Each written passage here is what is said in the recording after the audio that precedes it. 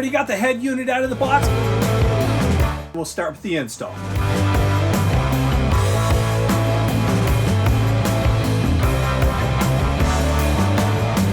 What is up, guys? I'm back with another stereo install in my 2012 Tundra, and I can't wait to show you the stereo I'm going to be installing. It is absolutely beautiful. Check out this beautiful machine right here, 13.6 inches. I had no idea a stereo like this existed for my truck, and I am so excited to put it in. This will fit a 2007 to 2013 Toyota Tundra. It also does fit Sequoia, so if you do have a Sequoia, check the description to make sure it will fit your truck. It also has a Qualcomm 8-core processor, 8 gigabytes of RAM, and 128 gigabytes of ROM, so I'm expecting this machine to be super fast. If you have JBL speakers, this will work, and it will also work with your factory steering wheel controls, so you don't have to worry about that either. I already got the head unit out of the box, but let me show you what else is in there, and then we'll start with the install. All right, here we go. We have our user manual here. Flip through that, and then we have our instructions. And I was looking at the instructions, and the instructions seem to be pretty good, especially compared to some of the other installs I've done. These instructions look really good. And then also on the back side, you have instructions in Spanish, which is awesome. And then also an email for technical support, just in case you get hung up on something. But here is all of our wire harnesses. And I know at this point, it can get kind of overwhelming. Don't let it overwhelm you. We're gonna go through each one of these one by one as we install it into the head unit. So don't worry about that. I'm gonna make this as easy as possible. So let's get started. So the first thing we need to do is pull out this old stereo. So let me show you what we're working with. I have an aftermarket Decida head unit. Now there's absolutely nothing wrong with this head unit. I love this head unit. It connects to CarPlay flawlessly and has worked absolutely great for me, but it's not a 13.6 inch screen. And I am a sucker for big screens. I have huge screens in my house, and I absolutely would love to have a huge screen in my truck, and I'm so happy I have that option now. So if you don't have an aftermarket screen like this one already, that is okay. I do have a very detailed video on my page that's going to help you get to these next steps. So if you feel like I missed something, you got hung up on something on pulling out that OEM stereo, go check out that video because it will help you out tremendously. And then hop over here and we'll start with this install. So let's start pulling out this old head unit. The first thing we need to do is this trim piece here. We need to pop this off a little bit so that we can get the head unit out, and then also our climate control. So easiest part to start is over here. So just take your trim tool and shove it in there. Give it a little bit of a twist. There we go. That was actually pretty easy. But if it doesn't snap out that easy, just slowly work your way around so that this starts popping out. So now that we have that loose, we can come over here, and down here where our DC ports are, if you just put your hand in there and push up and then pull towards you, this is gonna slide out just like that.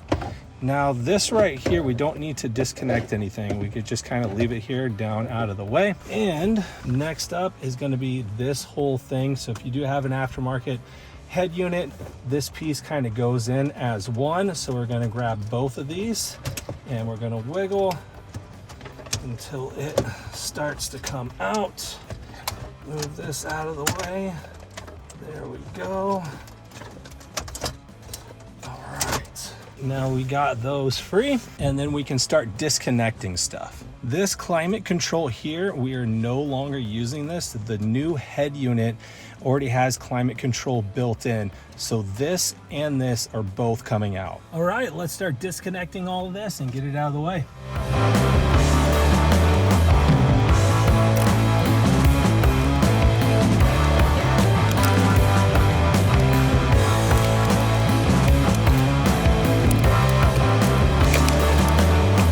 So everything is disconnected except for these two wires.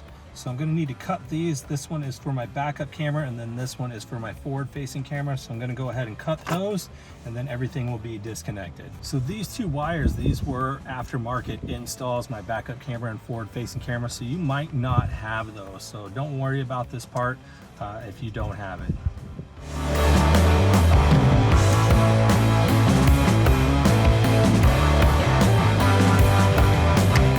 right, there we go. Everything is disconnected. Let's start working on the new head unit. So here is our new head unit. We're gonna go ahead and take this and we're gonna flip it over so we can start with all the wiring. And we're gonna start with the most simple things, right? So we have 3 ports here for our antennas. This one is our GPS. I'm gonna go ahead and plug our GPS in right here. It's just a little coax cable. Line it up and tighten it up on there. And then we got our 2 4G antennas. Same thing, line that up and tighten it. And then our last 4G antenna. There we go. So we could have done this first before the antennas, but you have these little yellow clips. They're gonna come off of your either your aftermarket head unit or your OEM head unit. You're gonna wanna take 4 of these and it's gonna transfer to this new head unit. So we're gonna take these and just clip them on. They're just gonna slide on like that and snap in. Just 1 in each corner. And 2 for the bottom. Now these clips are super important because if you do not transfer these, your head unit will not snap into the dash properly at all. It's going to be super wobbly, so make sure you transfer these clips. So we got our main wiring harness here, and we're going to start with this black plug here, and this is going to plug in right here underneath that fuse. And then on the same wiring harness, our main wiring harness, you're gonna be looking for this white plug right here. This is gonna plug down here at the bottom.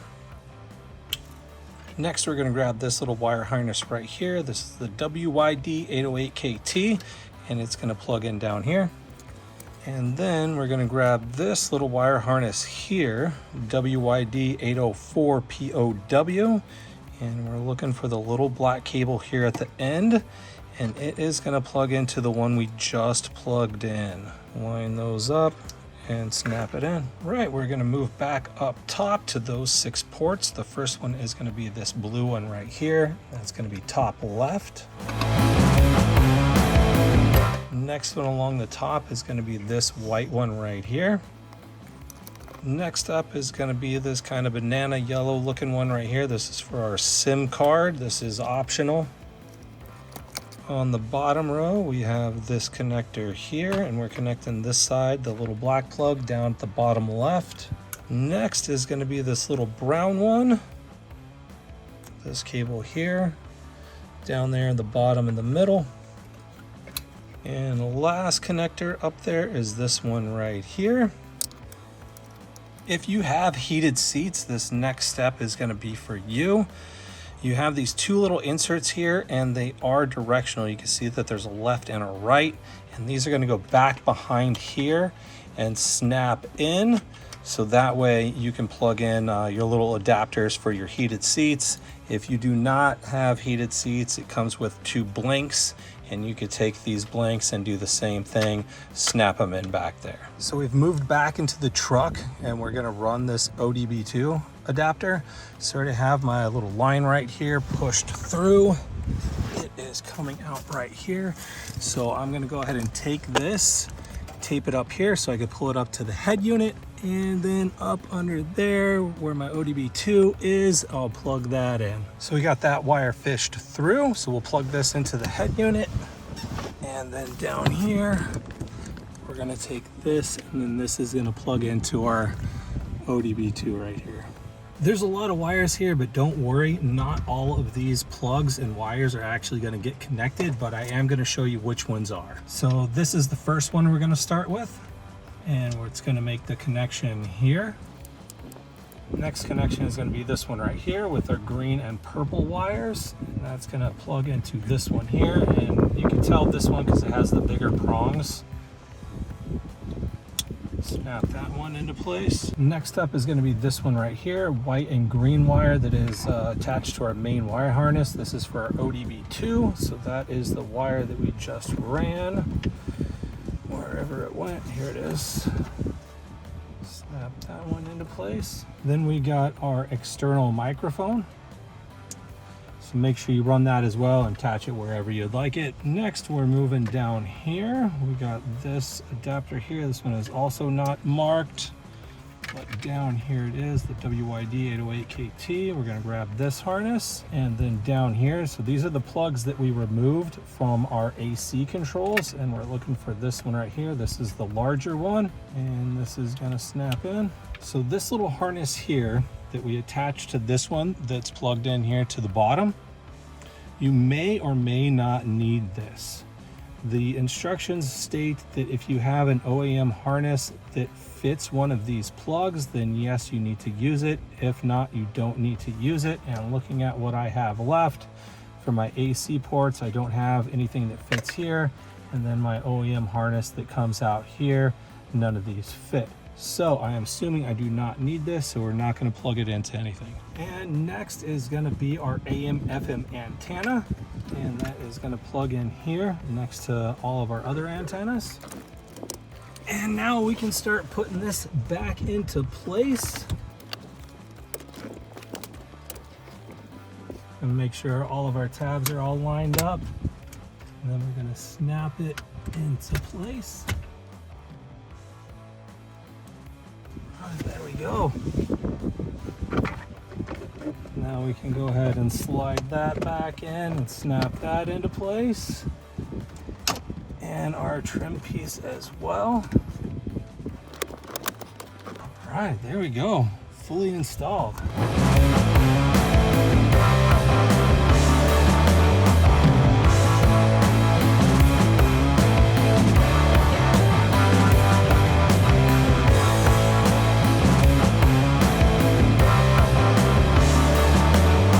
So the smart thing to do would have been to check to make sure everything works before we put the whole head unit back in the dash, but for whatever reason, I never do that. But don't put everything back in until you just test out, turn the truck on, make sure everything's working.